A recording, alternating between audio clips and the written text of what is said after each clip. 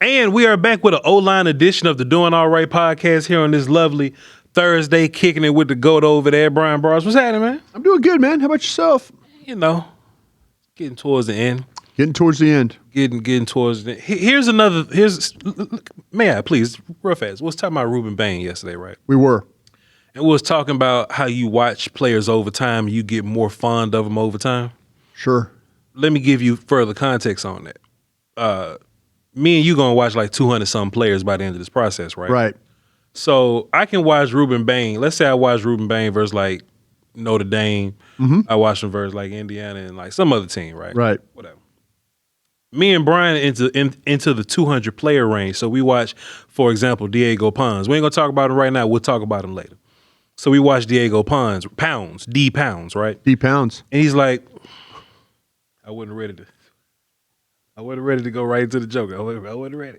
But anyway, Diego Pounds, we was watching him, right? Uh-huh.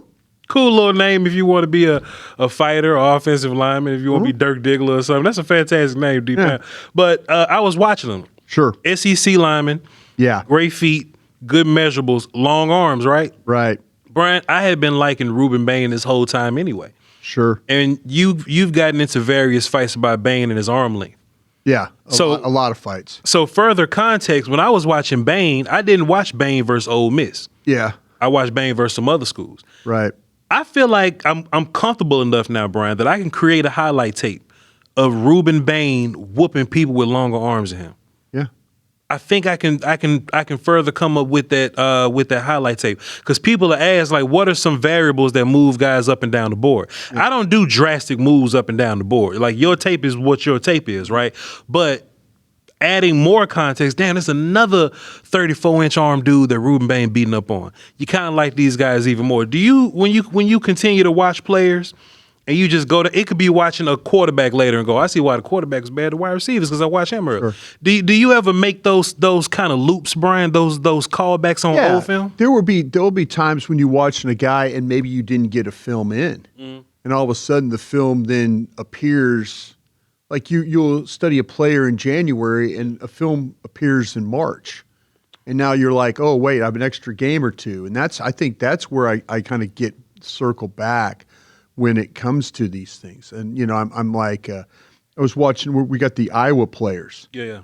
You know, the Indiana game, Penn State game. I mean, there's some games that like maybe you didn't have earlier in the season. A lot of these playoff games, you know, you might not have had. So yeah, you absolutely go back and you study these films and you're like, okay, well, wait a minute. And then you might be in between, like looking at a guy, and then your eyes find you're going to look just to kind of take a peek at how did that guy look? Right. Maybe you're like, you know, with Dunker, you know, with Iowa, you're kind of watching a guard and a center, and then you're watching how he's doing. Like, okay, was there something? Oh, wait, who gave up that pressure? Sure. Oh, wait a minute, it was a tackle who I think is a guard, is, you know, those kind of things. So you always kind of go back. Can I do something real quick about the whole thing with the short arms and all that stuff like that? Sure.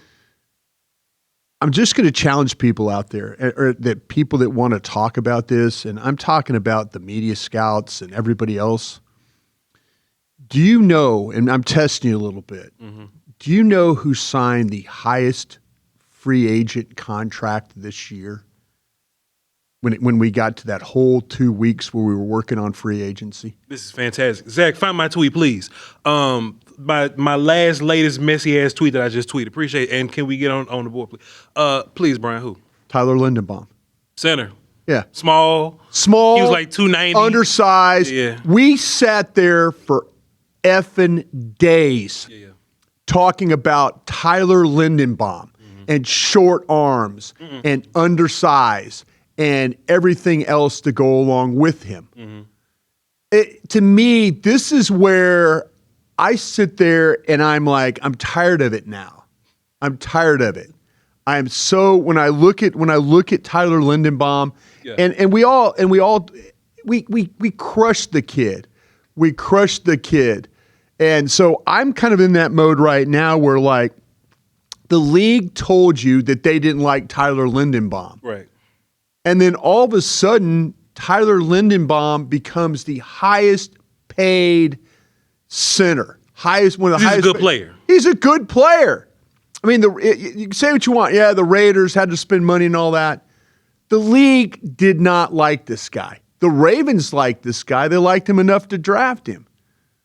But don't keep, and then you're going to say, well, this is the outlier. Yeah. This is the outlier. But the film said he was a good player. Film said he was a really good. It ain't like he was a bad player with short arms and small, and he got to the league and got good. Yeah. The film said he was the best player in the whole country. He was a good player. Yeah. And so to me, that's kind of where I don't want to hear anymore about, well, the league, this is where the league is wrong sometimes. Mm-hmm. They're telling me when we were watching Tyler Linderbaum, like, oh, he can't. He's too short. He's too small. He's too this. He's too that.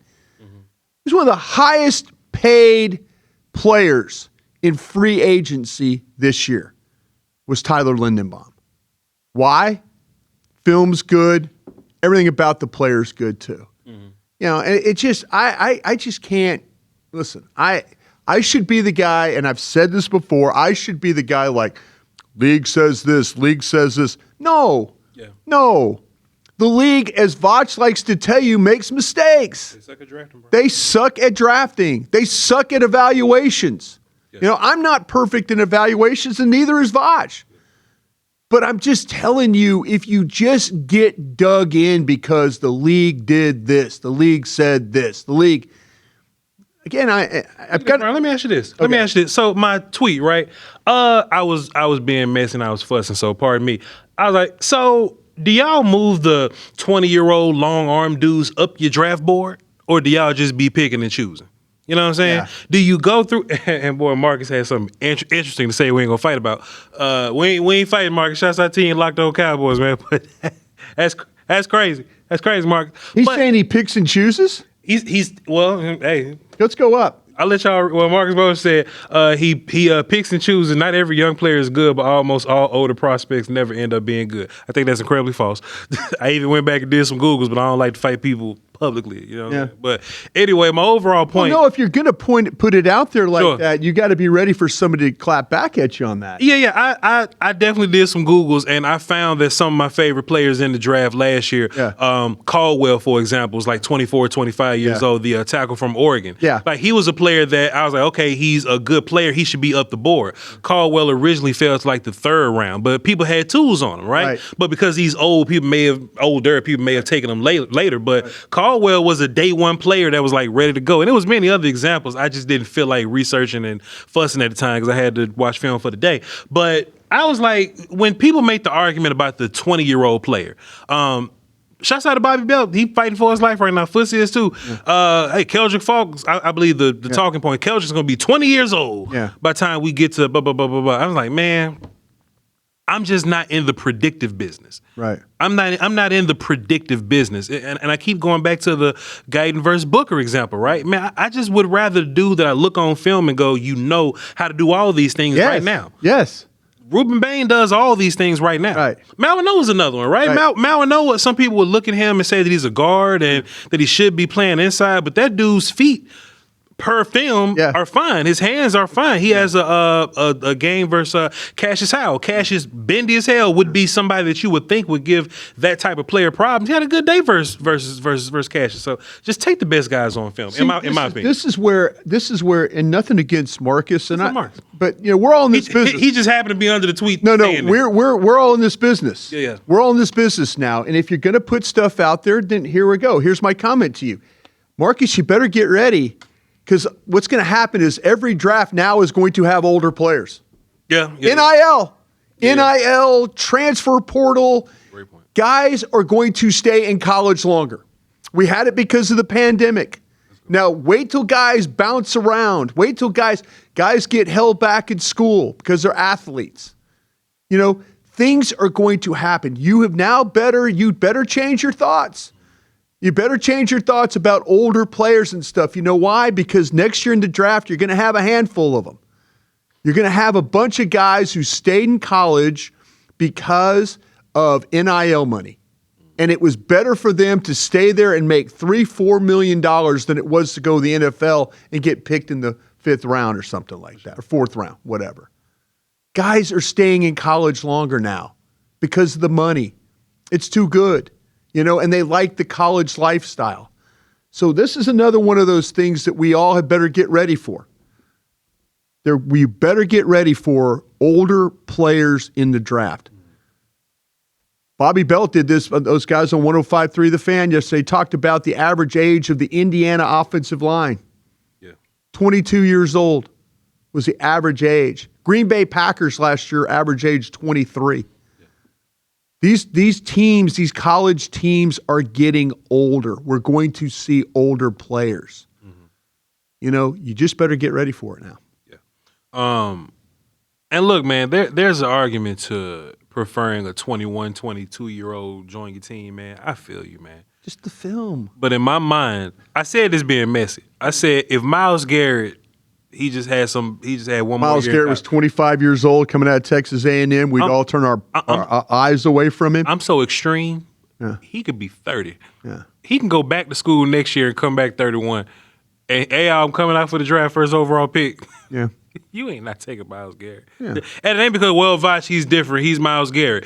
That's Ruben Bain. Ruben Bain ain't Myles Garrett, but Ruben Bain, his play, if you say Voch, that's Myles Garrett, you're telling me that his play is outweighing the age risk. I think that about Bain. I think that about some of these older guys, as far as arm length. We did it with old guy Messidor. I think Messidor can play. We did it with Terrence Newman. Way back in the day. Yeah. Way back in the day. 25 years old, everybody's like, oh, you're not going to take an older player. Yeah. Can't take an older player. That son of a gun played 20-something years in the league. Yeah. Felt like he did. Yeah. I'm just saying, though, man, you can't just – that's what gets me about this drafting process. You got to be able to adapt and adjust and say, wow, the tape about this guy, it kind of translates. It kind of translates to him playing. How old is he? Oh, he's 20 years old. Oh, okay. Cisse from South Carolina is a 20-year-old player. He's a young dude, yeah. He's a young dude. They drafted Tyron Smith. But if Terrell got better film, then I'm just going to... Yeah, how does... Just go with the better film. Yeah. Which guy looks like he could play? See, that's where Voch likes to say this about the coaching stuff. That's where it all comes in. Figure out a way to use these guys. You don't have these guys forever. This isn't pre-free agency where Joe Montana and Roger Staubach and Terry Bradshaw and those guys played with Super Bowl teams that never moved. This is a different era. You don't have these guys forever. You just don't. You're lucky if they make it to the second contract. Yeah. Byron Jones was a player that came in and played well, got one contract, and it was just over. That's it. Yeah. That's it.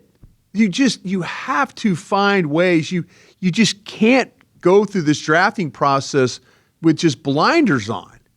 And a lot of folks do. And I keep saying this, I should be the one because I've had the most experience.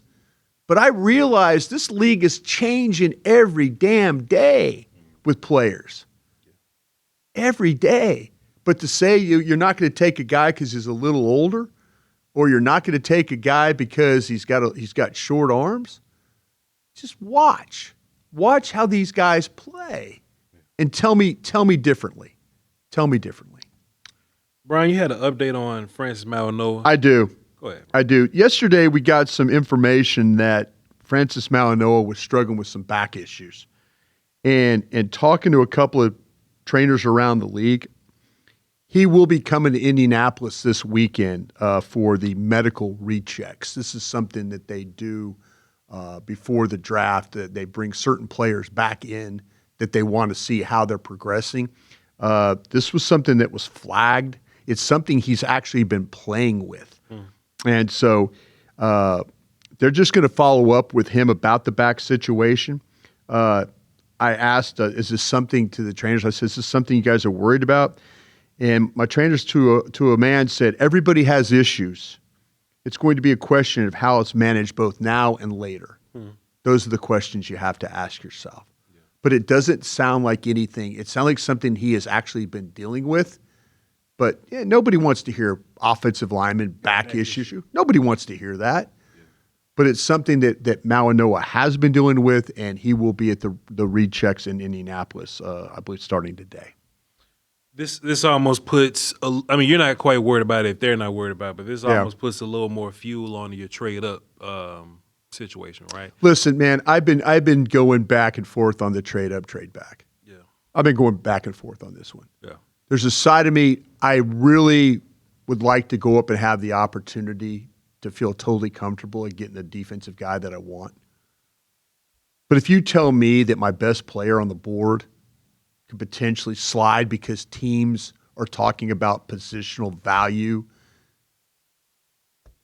there's a side of me that might sit.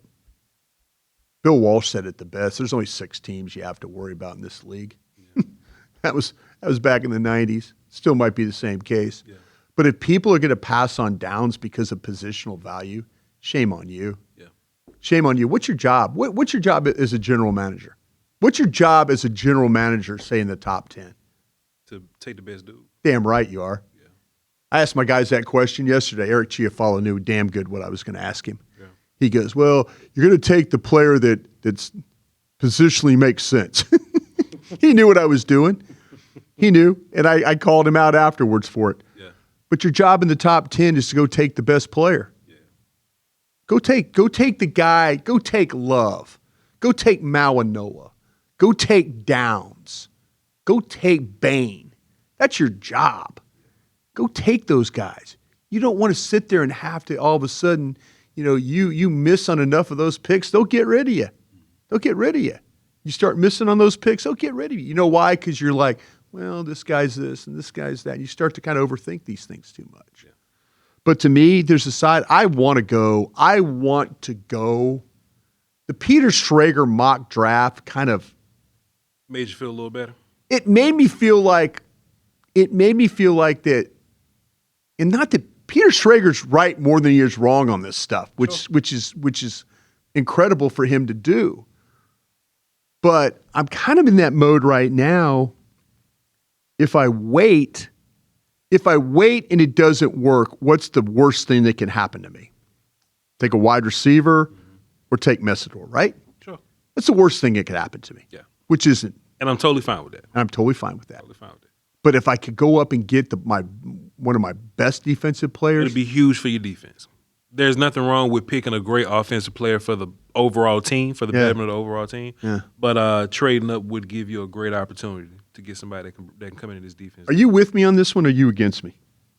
Hey man, I trade. I don't like doing trade exercises because I think. I know. I'm not. I'm just asking you, and I think I am with you though, because you just told me you're going. You told me you want to go get the best player. If I have, that's all I needed to know. That's all I needed to know. I think it's a couple of ways the Cowboys could look at it, and after this we're going to talk about some old linemen. Yeah, it's a couple of ways. If you move up to 3, like the big report from Todd McShay was saying, right?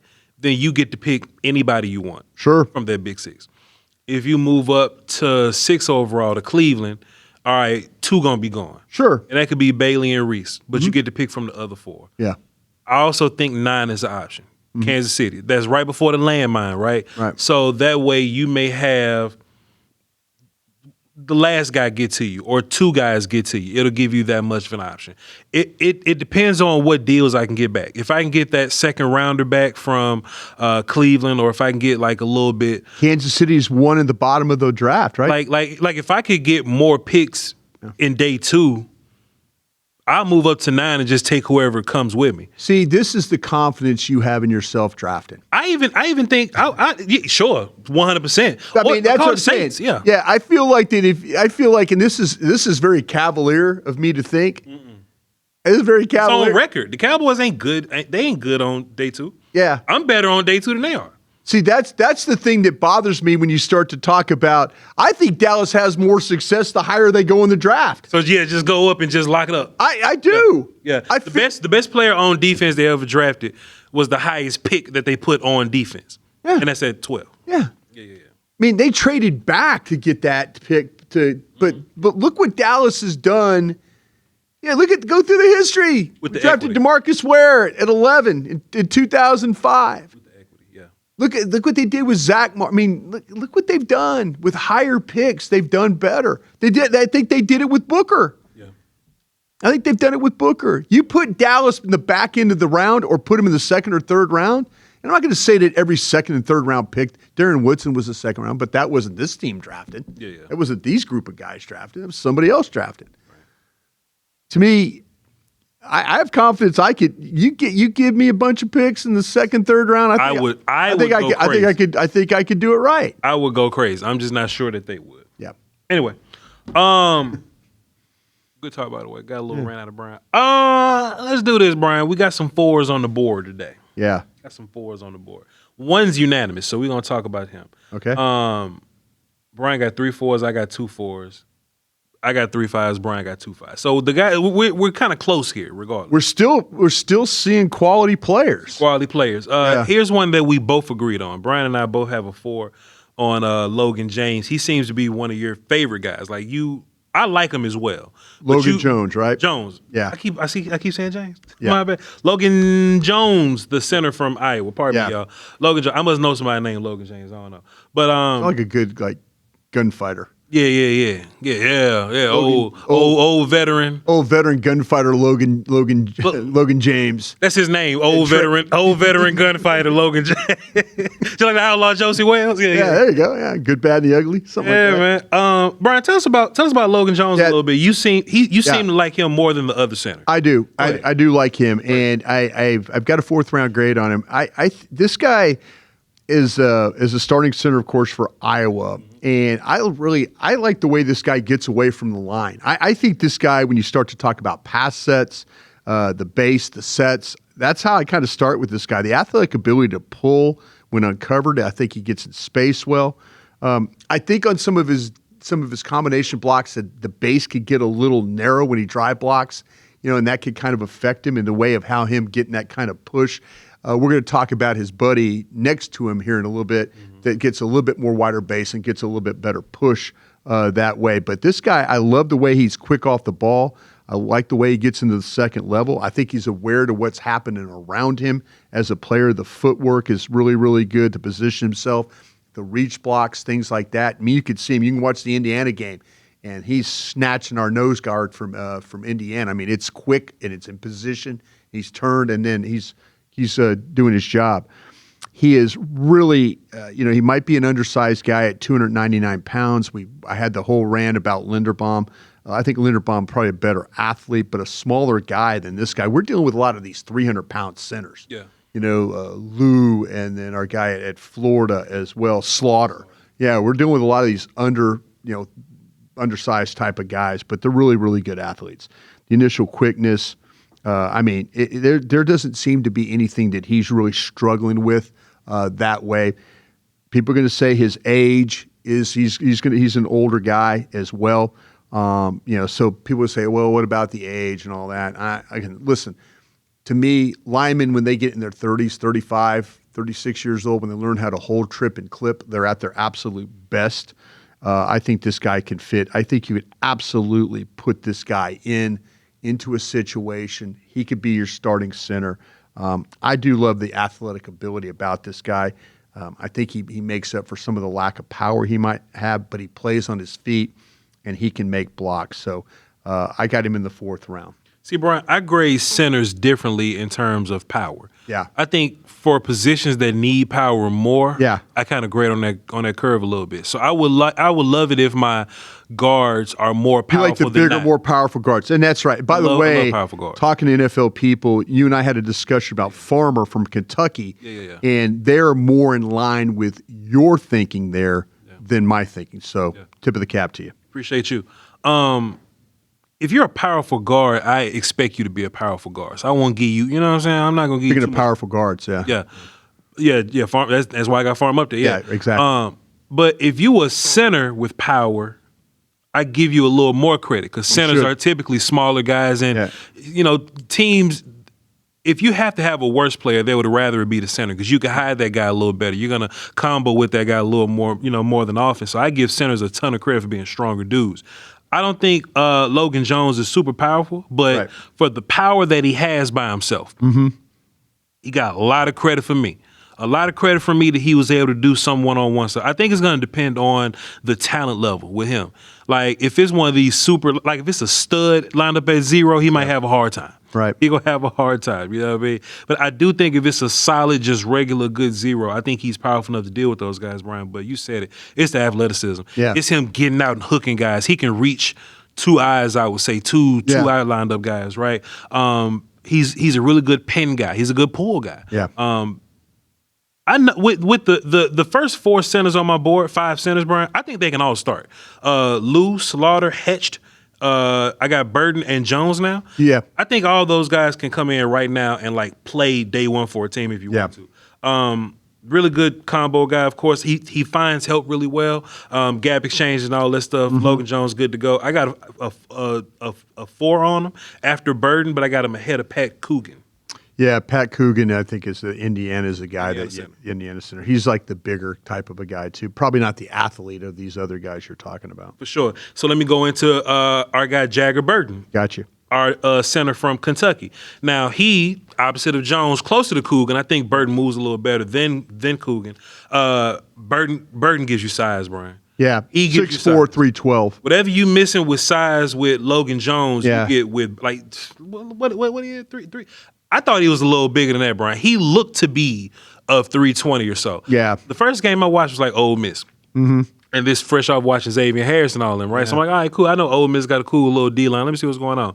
Bryan, they was out there beating the shot to Ole Miss kids, man. Yeah. Him and Jalen Farmer comboing together. What I like about both these centers is that they have powerful guards next to them. So that kind of gives you a feel of what they'll be like in the league with a powerful guard next to them. I feel like Burton was able to get some good movement, Bryan. He was able to move guys, push them off the line of scrimmage. Yeah. I thought he was a much better pass blocker than run blocker somehow. Because as a run blocker, he does get pushed. He'll get over his skis a little bit and start to lean because he wants to whoop people so bad. Right. But he does get pushed. And I guess push is going to come naturally with a more or lean is going to come more naturally with a player that pushes more. Lateral quickness leaves a little bit to be desired. Yeah, there you go. Yeah. You know what I'm saying? But I thought he did a decent job. It's strange. Climbing laterally, I felt like he was fine. Like getting the linebackers and going up was better than going up was better than going wide. Correct. So going up in at angles and stuff, I thought he cut good angles to get to linebackers. Yeah. But when we talk about lateral, we talk about like reach blocks and stuff. Right. Like He's not great at that. But the more power, the more down blocks, the base blocks, the drives, and all that, I think he's good to go there. Yeah. What I have for him, like in the power gap scheme kind of guy, like if there's like step and take the guy and that kind of stuff. Yeah, I really love to see him hem guys up. I don't know what his arm length is like, but it seems like he hemmed up dudes in the air a little bit every night. I was a big fan of that kind of nonsense. I'm gonna if 2 players are close, 2 offensive linemen, I'm gonna always lean towards the more powerful guy because that's just what I like. Mm-hmm. I'm gonna hire a coordinator that wants to push guys around, so I'm gonna draft offensive linemen that push guys around. So I have Burton slightly higher than Jones, but you're a GM that values athleticism. Yeah, you know what I'm saying, just a little bit more. So I can see why you have Jones over Burton, but I like both guys though. Yeah, I tell you what, this guy's played both center and guard in his career. He played center all of 2025. He's a 5th-year senior, and he's made 47 consecutive starts. Okay. So you're talking about durability at the highest level. I think he's built to play center myself. When you start to talk about maybe the things, with me, I'd like to see a little bit more athletic ability, but I think he kind of, if you're looking for a center that, like, say, that power gap stuff, I think that's really, really his kind of way of getting things. The thing is that he does really well is if people try to bully him, he's kind of a bully back in the way he plays. So I really like the way that with the punch of his hands, the timing of his hands, I thought were really, really good. I thought he was the anchor to drop on people. I thought was pretty adequate for him. There's times, and you mentioned this, I think his weight gets a little far forward at times, and you can see him kind of get pressed. You can see him get pulled a little bit that way. But I have the kid myself. I put him in the 5th round. Mm-hmm. I have Jones above him, but I've got a group of, in that 4th round, are kind of my athletic centers. Sure. Him, Parker was a guy that we've talked about as well. So I do have him in the 5th round. I have him over Coogan though on my stack. What you think about DJ Campbell, the guard from Texas, Bryan? I have him in the 5th round, and I was not. Let me make sure that I say this the right way because I want to make sure that I give the player his. He wasn't a horrible player, but it was clean. Yeah. Pardon me. He's not a horrible player, but it wasn't clean. It really wasn't. He is a starter at the right guard for the Longhorns. He's a massive guy. Here's another one of these 6'3", 321 pounds. I need to update my combine numbers and get him on my board. When I get a day, I can be able to do that. But he's really good. It's kind of funny. He's kind of what we call high cut. Yeah. He's got real long legs and a short upper body. Mm-hmm. When you watch him on film, so we call that in the scouting world high cut, high hipped and short upper body is what we would say. I kind of felt like he was a little bit of a heavy-footed player. For sure. I didn't feel the best. When you watch him with the pulls and the traps and the screens, it takes him a little time to get going.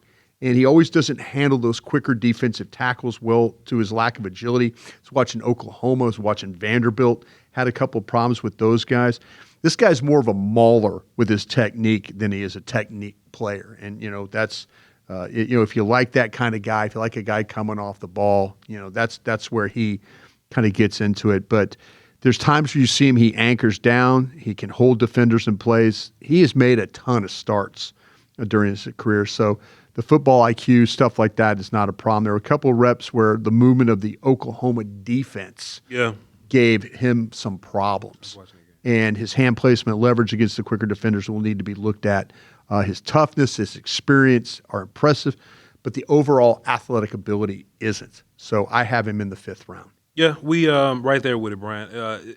With his lack of technique, it makes him want to beat people with the power that he has. Right. And, like him being big and strong is his superpower, or whatever. But right. I think his falling leaning.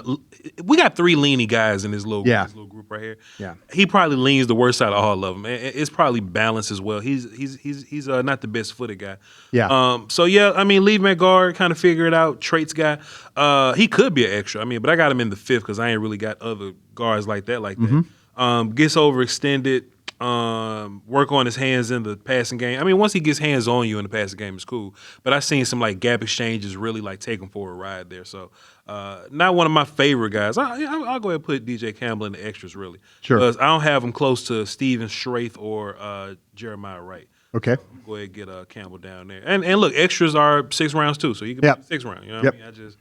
I just got guys a little higher than him right now. We ain't got to hang around too long. You like Pounds a bunch, so let me go with. You didn't think I'd like Pounds because I don't like guys that are kind of body type kind of or it's falling around. These taller guys are they could be that way. I need to get a better handle on that. You're right. I am not the biggest fan of guys that kind of stumble around as they play. But he'll stumble around as he plays. But he was better than the other. But he's better than the other stumbling around. Okay, guys. cool. Let's just do it. Diego Pounds. Let's do it. Yeah. So he's in that category with Isaiah World, Crown Over, Bowery, Bell, like those. I think he's better. I think he's better than. He's better than all those guys. I think he's better. I think if you gave me a choice of tall guy, give me this guy Pounds right now. Give me Pounds over this guy. When everything's going right, he's good to go. That's when when his posture right, his hands are shooting well. He gets to his landmarks well. Got some pretty decent feet. Yeah. I don't know how heavy he is. What is 325? Yeah. He's humongous. 6'6", 325 is what we got him at. Okay, cool. Great length and all that. So when you see him moving around and if the hand fighting is on, if he's really separating from guys, he's good. He has the ability to kind of reach these guys. He tall as hell, so he really gotta get a little turn on there. But the reach is cool. I ain't really see him drive people off the ball like that, Bryan. You know what I mean? But these taller guys typically aren't powerful dudes. They're athletes for some reason. His body control as a run blocker, it will at times make you look away. So he's tall, and if you're tall, you got to have knee bend. It's like the taller you are, you got to have more of it. Right. And he doesn't. So him as a drive blocker, it's almost like if you taller than somebody, you got to lean over a little bit to get to him. Yeah, you got to bend your knees to be able to go at those guys and not over on them. But he gets a little leany, and sometimes if he's going against players and he doesn't trust his power, now he's a tall, leany, over exaggerated player. Yeah. Bain really did some funny shit too. Ruben Bain disrespect all the long arms cats. If y'all ain't knows, I'm gonna drop some film on it somewhere when you get a moment after the draft or so. look, this summer. If the Cowboys draft Bane, it's all day, every day, because I'm gonna watch every snap of every game. Sure. But Pounds is just clunk. He's a smooth clunky. He's smooth clunky, Bryan.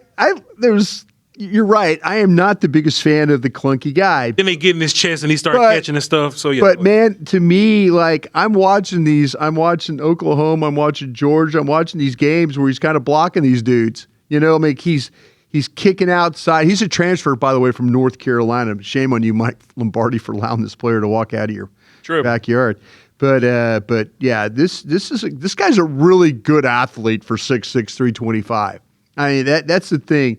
His initial shot is real good. I mean, you see the hands, and then he kind of tends to kind of fade a little bit, but he could run with most people. I mean, he could get his hat on. You know, when you watch him play on the move, he gets his hat on people. He is very much, and we talk again about another high-cut guy, but he's very smooth in the way that he plays.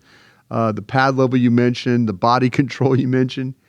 There was just something watching him play where I was like, okay, he's getting it done. Even though he's playing upright and playing tall, that he's taking care of his job. Yeah. And I think he's got really good, when you watch him and he grabs on guys, like his grip strength and stuff to hold guys, I think is really, really, really good. But I think to me that's like I'm going to take a crack at this guy because of his size and the strength. And I kind of feel like, though, that I've seen far, far worse play in the league that are this type of body type, but his strength, his grip strength, his athletic ability, and I think he's a guy that likes to finish. I think that's something he tries to do, even though there's sometimes you see him pop and then he loses it and he tries to reestablish. But man, I got him in the 4th round, but I got him as one of the best of all those tall, long offensive tackles. Yeah, I agree. You know, just kind of watching him versus the other guys. This is a horrible year for tackle peers. You know what I'm saying? Yeah. Like if you kind of bad in this draft, you might be a top 10 tackle.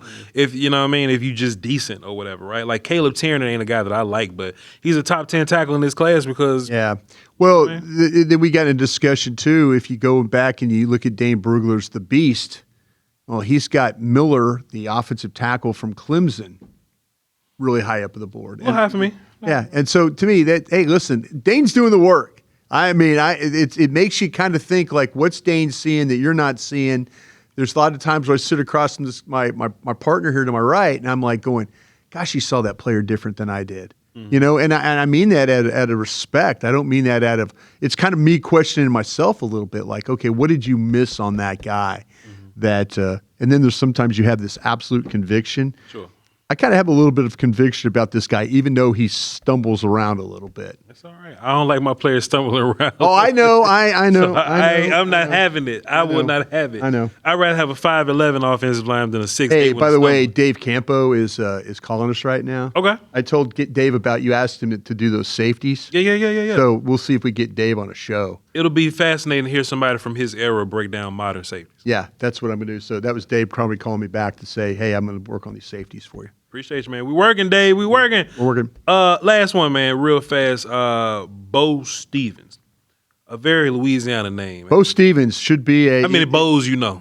Beau Bellamy, who owns the very fine Rex's Seafood. It's Beau. Yeah. And I think I have my best friend. His son is named Beau, spelled the same way. Yeah, Beau's a really very southern. Cool kind of a nickname. But yeah, Beau Bellamy out there at a Rex's Seafood, you need to get your crawfish on. Yeah. He's got the live sacks for you. Send us some money, Beau. Send some money, yeah. So Beau Stephens, I wonder if he's from Louisiana. Only people I've ever seen named Beau are from Louisiana. I'll Google and see later. But we got another powerful guy, Bryan. Yeah. Got another power guy, got another square guy, got another. I like what you said about the square guy because you're absolutely right about that. Oh yeah, hey, look, it's facts. It's facts. He's a block. He is a square block. You're right. Block, you know what I mean? Yeah. It's really fun. You know, I normally can't watch two players at the same time, so I just watch one and watch another. I have the same problem. I got to focus Drew on one guy. Fabianich gets on me like, how do you? There's no way you could go to a school, and I can't do it. I would lose it in my I can't keep track of everybody. So I watched Logan Jones earlier, then I watched two other people just to separate them. But when I got back to watching Beau Stephens, he got a lot of movement for you got Logan there. Yeah, man, good rundown guy, drive block. I think he has ability to drive more talented guys. When you see Kentucky in some of these SEC games, some of these Georgias, you see some good movement from Beau. So he's a guy that'll get in there and fight with you. But he's solid he's solid all around. And I don't think his feet are horrible to be a big guy. I think he got cool feet.